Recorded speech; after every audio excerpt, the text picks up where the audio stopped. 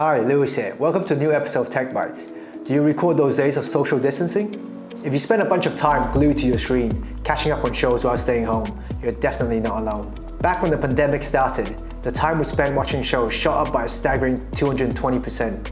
And get this, the number of people signing up for streaming services worldwide even hit the 1 billion mark for the very first time in 2020. Now that things are going back to normal, the growth of streaming platforms from the pandemic is slowing down a bit. The growth in the US was expected to be less rapid than what we saw in 2020 and 2021. Even when the pandemic started to fade out, we didn't stop craving entertainment. Experts think that by 2026, this whole streaming business will be worth an incredible $33.59 billion US. Watching our favorite shows is basically part of our daily routine now.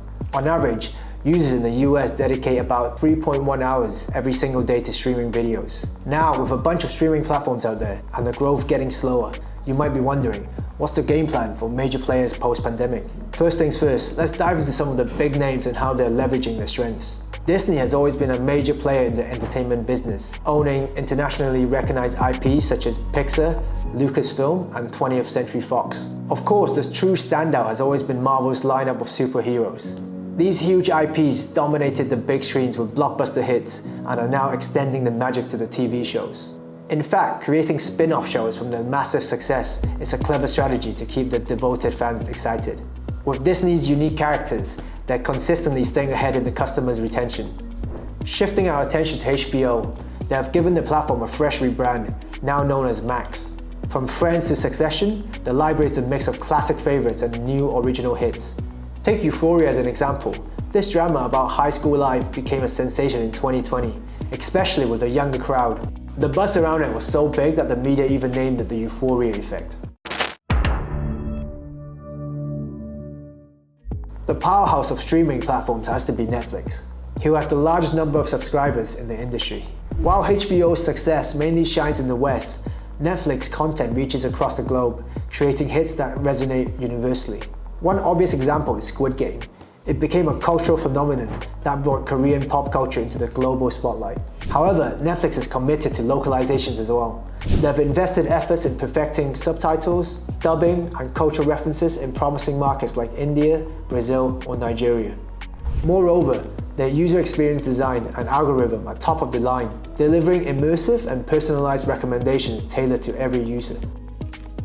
Speaking of personalization, have you ever noticed the artwork they show on Netflix homepage? Why are there different versions of them? In fact, they've been running tests to figure out what kind of artwork attracts most users and what is the most convincing to you. Every move you make on the platform is carefully designed and calculated to make your experience better. As the growth of streaming platforms begin to slow down after the pandemic, major players are exploring new avenues to boost their profits and reduce costs.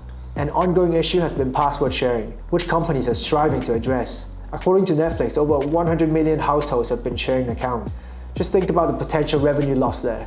Eventually, Netflix has taken action this year by introducing an extra fee for subscribers who want to share accounts with people outside the household.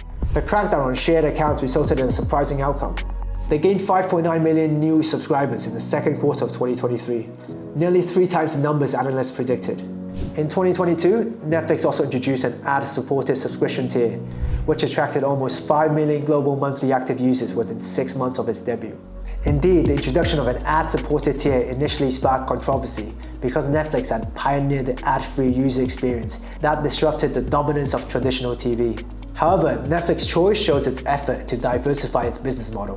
While Netflix is on the lookout for fresh revenue streams, other companies are focused on trimming costs. For example, Disney made a decision to remove over 50 shows in May, with the CFO mentioning a review of content strategy. On the other hand, Max has also taken steps to cut expenses by removing some cartoon classics, such as half of the Looney Tunes library and 200 episodes of Sesame Street, to avoid paying the bill for underperforming content. As different companies face their own challenges, the entire streaming industry is up against tougher competition from other entertainment options. Here comes YouTube as the first challenger. Every day, over 30 million users watch 1 billion hours of videos on YouTube. In May, YouTube claimed 8.5% of the total TV viewing, while Netflix trailed closely behind at 7.9%. Short videos are the biggest thing on social media right now, with TikTok leading its way. Do you feel your attention span getting shorter because of these quick videos? They're interactive and addictive, way more than hour-long TV shows.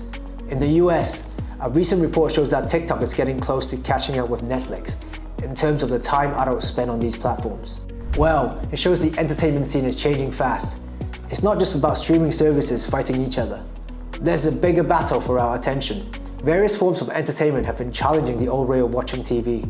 After all, the trends we discussed today highlight the need for streaming platforms to adapt and innovate in the post-pandemic era. And here's an interesting teaser. Netflix is already on the move. They've just begun testing cloud stream games. A small group of Netflix subscribers in Canada and the UK will be able to check out Netflix games in a beta test. Could gaming mixed with streaming be Netflix's secret weapon to keep leading in the attention battle? Keep an eye out for more updates, and I'll catch you in the next episode of TechBites.